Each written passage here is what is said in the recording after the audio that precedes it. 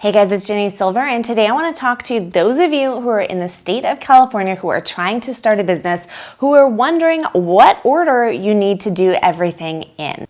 Now, I have full tutorial videos on each step of this process. I'm going to link them down below. I'm not going to go into detail here. I simply am going to tell you in what order is the best, in my opinion, to register your business with the state, county, and city registrations that you need to file.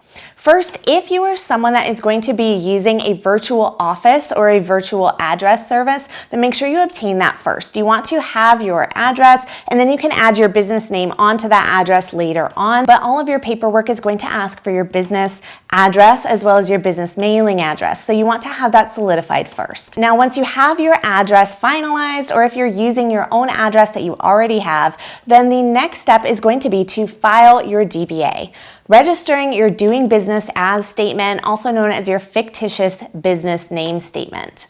Number one is registering your DBA, your doing business as statement, also known as your fictitious business name statement.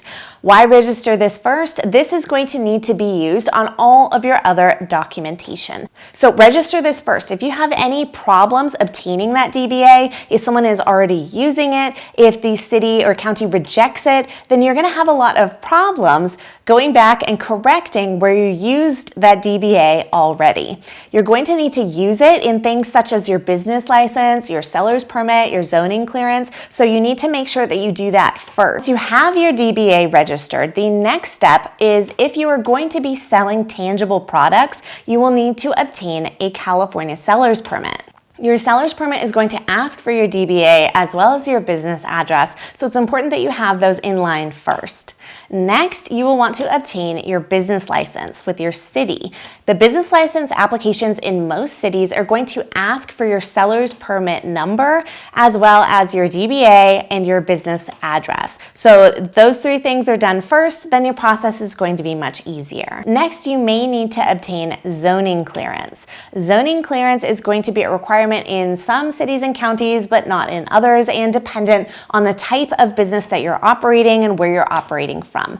Now, zoning clearance essentially gets the city to sign off on you doing business transactions or operating a business out of a specific location. Now, your specific city, county, and industry might have additional requirements, licenses, or registrations. Make sure that you check with your specific city, county, and industry to ensure that you're compliant with all registrations that need to be done.